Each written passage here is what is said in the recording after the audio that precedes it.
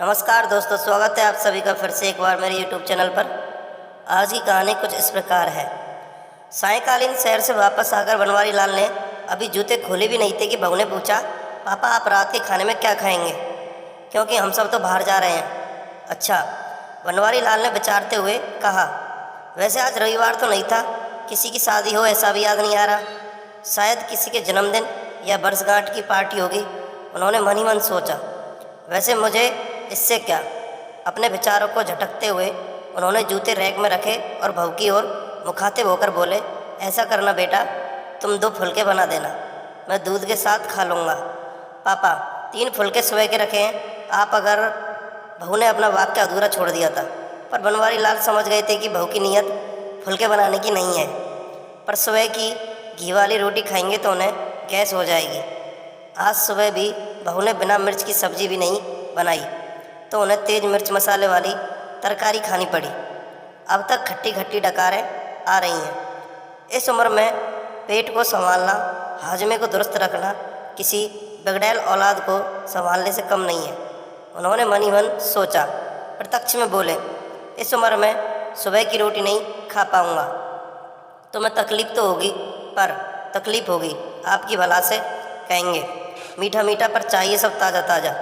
अब 2 बनाओ कि 10, काम तो उतना ही फैलेगा। आटा लगाओ, रोटी बनाओ, स्लैब साफ करो, दिन रात करते रहो इनकी चाकरी। बहू भुनभुनाते हुए उठ गई थी। बनवारी लाल के कानों में मानो किसी ने पिघला हुआ शीशा डाल दिया हो। तौबा तौबा, 2 रोटी बनाने में इतनी तकलीफ, मैंने कौन से 32 भोजन 33 तरकारी मांग ली। हद है भाई। उन्हें तेज गुस्सा आया, पर पी गए। गुस्सा भी तो वहीं पर किया जाता है जहाँ कोई सुनने वाला हो। आजकल बनवारी लाल का गुस्सा जितना तेज़ी से आता है, उतनी ही तेज़ी से छुमंतर भी हो जाता है। पर शांत होते गुस्से के साथ मंगला की याद तेज़ी से आई और चिपक गई गहलबाइयाँ डालकर। याद नहीं मंगला के रहते उन्होंने कभी बासी रोटी खाई हो। रोटी के साथ तरकारी के अलावा 10 चीज़ें और धर देती थी, मिठाई, नमकीन, पापड़, अचार, दही, छाछ, जाने क्या क्या। पर आज सोचकर उन्हें चक्कर आने लगे।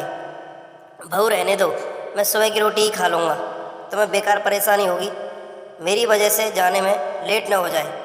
वैसे भी तुम्हारे हाथ की रोटी मुलायम होती है, चल जाएगी। बहू को तो मानो मन मांगी मुराद मिल गई हो। अपनी आवाज़ को मुलायम बनाते हुए पूछा, आपको चाय पीनी है पिताजी? कोई खास तलब नहीं है बहू, अपने लिए बनाओ तो मेरी भी बना देना, वरना रहने देना। बनवारी लाल ने अपनी तलब को ज़बरदस्ती दबाते हुए कहा। इस उम्र में अपनी इच्छाओं को दबा देना ही श्रेयस्कर होता है। अपने आप को समझाने में लगे थे वे। मैं अपने लिए बनाने जा रही हूँ, आपकी भी बना दूँगी, कहते हुए बहू रसोई में घुस गई। चलो ये भी ठीक है, कहते हुए बनवारी लाल ने लंबी निश्वास छोड़ी। वारी जिंदगी, लाखों की जायदाद आज भी मेरे पास है, ये घर भी अभी मैंने अपने बेटे के नाम नहीं किया। इकलौता बेटा है तू मेरा, मरने के बाद तुम्हारा ही है, कहकर बेटे की इस तरह की पेशकश वे कई बार ठुकरा चुके हैं। बैंक अकाउंट में भी काफ़ी पैसा जमा है। इसके बाद भी अगर एक प्याली चाय और 2 ताज़ा गर्म रोटी के लिए तरस जाएं, तो उन बूढ़ों की क्या हालत होती होगी जिनके पास जमा पूंजी के नाम पर अतीत की यादों के अलावा कुछ भी नहीं होता है। बनवारी लाल ने आराम कुर्सी पर आंखें बंद की तो तुरंत मंगला मैडम उपस्थित हो गई। इसलिए कहती थी, थोड़ा बहुत रसोई काम हर मर्द को आना चाहिए, पता नहीं कब क्या ज़रूरत पड़ जाए। अपने हाथ जगन्नाथ होते हैं। वो हाथों को नचाकर बोली तो बनवारी लाल हंस पड़े। आपको हंसी आ रही है? अरे भाई, ज़रूरत पूछ कर तो नहीं आती, कम से कम आदमी को भूखा तो नहीं रहना पड़ता। पर आपने तो चाय बनाना भी नहीं सीखा। उस समय अगर मेरी बात सुन ली होती तो आज ये दिन नहीं आता। मंगला की अधूरी बात का अर्थ और दर्द दोनों को बखूबी समझते थे वो। पर क्या कहें, जो देह से अनुपस्थित हो उसकी बात का क्या जवाब देते हो। जब से मंगला गई है, बनवारी लाल का आधा दिन और पूरी रात इसी तरह की प्रतिध्वनियों से आच्छादित रहती है। बनवारी लाल की आंखों से आंसू छलककर गालों पर लुढ़क गए, मानो मंगला ने अपनी उपस्थिति होने को जीवंत कर दिया हो। जब तक मंगला थी, गृहस्थी का कोई भी काम उन्होंने किया हो ऐसा उन्हें याद नहीं। बस आर्थिक पक्ष का ध्यान रखना ही उनकी जिम्मेदारी थी, जिस पर उनकी पकड़ हमेशा ही बड़ी मजबूत रही। उनके कपड़े के व्यापार ने सदैव उनका साथ दिया, जिसकी बदौलत घर बनाना, बच्चों की पढ़ाई, शादियाँ सब आराम से संपन्न हो गई और ज़रूरत भर पैसा आज भी हाथ में है। यूँ मंगला के हाथों में अच्छी बरकत थी। फिजूल खर्ची तो नाम मात्र भी नहीं थी। न ज़्यादा महंगे कपड़ों और गहनों का शौक़, नहीं कहीं किसी पार्टी किट्टी पार्टी, नहीं आए दिन फिल्म जाने की ललक, न होटलों का कोई शौक़। सदैव दूसरों को कुछ खुशी में खुश होती वो शूद्र गृहिणी बनवारी लाल के किसी पुण्य का फल रही थी। यूँ बनवारी लाल भी भरपूर प्यार और इज्जत करते थे अपनी पत्नी मंगला की, पर कभी उसके सामने इस बात का इजहार नहीं कर पाए। काश कभी उसकी तारीफों के पुल बांध पाते, कभी बालों में गजरा लगा पाते, कभी भाव में भाएँ डाले घूमने जा पाते, कभी फिल्म देखते हुए किसी रोमांटिक सीन पर थिएटर में ही बाहों में जकड़ा लेते। ऐसे न जाने कितनी बातें जो वे करना तो चाहते थे पर कर नहीं पाए। कभी आई लव यू मंगला जैसे अदद 4 शब्द भी नहीं बोल पाए। रोज़मर्रा की भागम भाग का असर कहीं या जिम्मेदारियों के बोझ तले दबे हुए इंसान की मजबूरी, या फिर इसे झिझक नाम दे, पर सच्चाई यही थी कि कहने सुनने की बहुत सी बातें मन में धरी की धरी रह गईं, जिसकी कसक मंगला के जाने के बाद उन्हें हमेशा महसूस होती रही।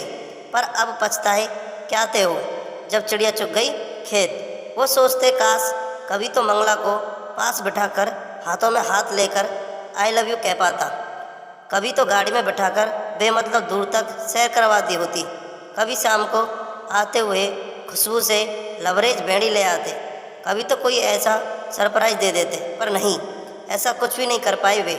यहाँ तक कि माता वैष्णो देवी के दर्शन करवाने के लिए मंगला ने कई बार कहा, पर उसकी इच्छा हर साल अगले साल पर टल जाती और वे इसे भी पूरी नहीं कर पाए। गृहस्थी और जिम्मेदारियों की चक्की में पिसते हुए कब मंगला की इच्छाएं उसकी मौन साधना में तब्दील हो गई, पता ही नहीं चला। जब उनकी शादी हुई, हनीमून जाने का प्रचलन शुरू हो चुका था, और शर्मीले बनवारी लाल ये सुख भी मंगला को नहीं दे पाए। कभी कभी शुरुआती दिनों में मंगला हनीमून पर न ले जाने का मीठा ताना बनवारी लाल को देती, पर वे हंसकर कहते, जब भी घूमने जाएंगे तभी हनीमून समझ लेना। प्रेम कभी पुराना होता है क्या? घूमने जाना कौन सी बड़ी बात है, बस जिम्मेदारियों से जरा राहत मिले तो चलें। पर न नो मन तेल हुआ, न ही राधा नाची। पहले माता पिता की सेवा, फिर बच्चे, गृहस्थी के सैकड़ों झंझटों के बीच सैर सपाटा मौज मस्ती के लिए अवकाश कहीं था ही नहीं। उन्होंने देखा काव्या और कुंतल दोनों ट्यूशन से घर लौट आए थे। आते ही बस्ता फेंका और चढ़ गए बनवारी लाल के कंधों पर। दादू चलो नीचे चलते हैं। बस यही कुछ पल होते हैं जब बच्चों के साथ वे बच्चा बनकर सब कुछ भूल जाते हैं। इनकी मुस्कुराहट देखकर जिंदगी को 2 पल का सुकून मिलता है। बनवारी लाल कुछ कहते इससे पहले बहू की आवाज़ आई, चलो छोड़ो दादू को, आज पार्टी में जाना है। पापा आते ही होंगे, पहले कुछ खा पी लो फिर पार्टी के लिए तैयार हो जाओ। अनुशंसित बच्चों की गलतवाहियाँ ढीली पड़ गई। वो माँ के पास दौड़ गए। काव्या 8 साल की थी तो कुंतल 10 साल का। बस इनकी संगत में बनवारी लाल सारी व्यथा भूल जाते हैं। निश्चल निष्कपट इनकी मुस्कुराहट, मीठी मीठी बातें, छोटी छोटी फरमाइशें मन को मोह लेती हैं। जब भी इनके साथ होते हैं दुनिया को क्या खुद को भी भूल जाते हैं वे। बच्चों की दुनिया मनोरम होती है, बनावट से दूर, एकदम सच्ची। सत्यम शिवम सुंदरम का रूप देखना हो तो कहीं दूर जाने की आवश्यकता नहीं, बस बच्चों को जी भरकर निहार लो, इनकी मासूमियत को आंखों में भर लो, उनके साथ बच्चे मन जाओ। सारा तनाव, सारी थकान, सारी परेशानियां छूमंतर। सोचते हुए बनवारी लाल बालकनी में आ गए। हल्की सी ठंडी हवा ने उनका स्वागत किया तो उन्होंने दोनों हाथों को आपस में लपेट लिया। मंगला फिर उपस्थित हो गई। अरे मफलर शॉल कुछ तो लपेट लो, बदन पर आपको ठंड लग जाएगी। फिर ने कहना कि बताया नहीं। बनवारी लाल हल्के से मुस्कुरा दिए, फिर किसी ढीठ बच्चे की तरह वहीं कुर्सी खींचकर बैठ गए। देखा पवन भी आ गया है। बहू उनकी चाय बालकनी में पकड़ा गई, जिसे वे घूंट घूंट पी रहे थे। पी क्या रहे थे, बाकायदा निगल रहे थे। न अदरक न इलायची, बस कम चीनी वाला गर्म पानी भरती। हाँ, आज बहू के जाने के बाद खुद अपनी चाय बनाऊंगा, अदरक इलायची डालकर, मसाले के साथ, अच्छी शक्कर वाली मीठी चाय, और उसी के साथ खा लूँगा 2 रोटी, सोए वाली। रोटी के बारे में सोचकर मुँह का जायका फिर बिगड़ गया, पर कोई उपाय नहीं था। चाय सुड़क कर वे रसोई में कप रखने गए। देखा बहू बेटे के कप पहले से ही धुले हुए हैं। उन्होंने चुपचाप अपना कप धोकर रख दिया। हाय री किस्मत, किसी मर्द को बुढ़ापे में बिना औरत का न रखना न जीते बनता है न मरते। वो अपनी राय राम लिखने वाली पुस्तक उठकर फिर बालकनी में आकर बैठ गए। हवा में ठंडक अब और बढ़ गई थी। सब पंछी अपने अपने नीड की ओर लौट रहे थे। शांत आसमान में बादलों के सफ़ेद टुकड़े इस तरह फैले हुए थे मानो सफ़ेद परियां अपने पंखों को फैलाते हुए नृत्य कर रही हों। अस्ताचल की ओर जाता हुआ सूरज आसमान में अपनी अरुणाना बिखेरते हुए धरती से कल फिर आने का वादा करता हुआ मुस्कुरा रहा था। ये सब देखने और महसूस करने के क्रम में उनकी नज़र बालकनी के मुंडेर पर रखी हुई तुलसी पर पड़ी तो लगा झरझर झरते तुलसी के मुरझाए पत्ते अपनी दुर्दशा की शिकायत सीधे सीधे बनवारी से कर रहे थे। उन्होंने एक लोटा पानी लाकर तुलसी में डाल दिया और उसे निहारने लगे। 2-4 मिनट बाद ही उन्हें लगा कि तुलसी का मुरझाए चेहरे पर मुस्कान लौट आई थी, जिसे देखकर उनके चेहरे पर भी स्मित उभर आया था। उन्होंने मन ही मन रोज तुलसी की सार संभाल करने और पानी पिलाने का संकल्प लिया तो एक आत्मसंतुष्टि से भर उठे वे। उन्हें याद आया मंगला रोज सुबह तुलसी मैया को पानी पिलाती और सांझ के समय तुलसी के बारे पर दिया जलाते हुए जाने क्या क्या गाती थी। अब तो संध्या दीपक न भगवान के आगे जलता है न तुलसी जी के बारे पर। जाने कितनी बातें, कितने संस्कार और कितनी परंपराएं हैं जो मंगला के साथ ही इस घर से विदा हो चुकी हैं। बेचारी बहू भी क्या क्या करे, घरेलू काम, बाजार, बच्चों की देखभाल, किटी पार्टी, रिश्तेदारी, सहेलियाँ, एक अनार 100 बीमार। सास थी तो सारा था। वैसे सुबह बाजार से सौदा, ताज़ा फल सब्जियाँ बनवारी लाल ले आते थे। शाम को कुंतल और काव्या को पढ़ा भी देते थे। पर उससे क्या होता है मंगला, अभी इस घर को और मुझे तुम्हारी बहुत ज़रूरत थी। तुमने तो धोखा दे दिया मुझे, साथ निभाने का वादा तोड़कर मझधार में छोड़कर चली गई मुझे। न देखभाल का अवसर दिया न सेवा का, बस 3 दिन बुखार और चली गई। भला ऐसे भी कोई जाता है? बनवारी लाल की आंखों में नमी उतर आई थी। बाबूजी कहाँ बैठे हो आप? ठंडी हवा आ रही है और आप बालकनी में बैठे हो, ठंड लग जाएगी, चलिए भीतर।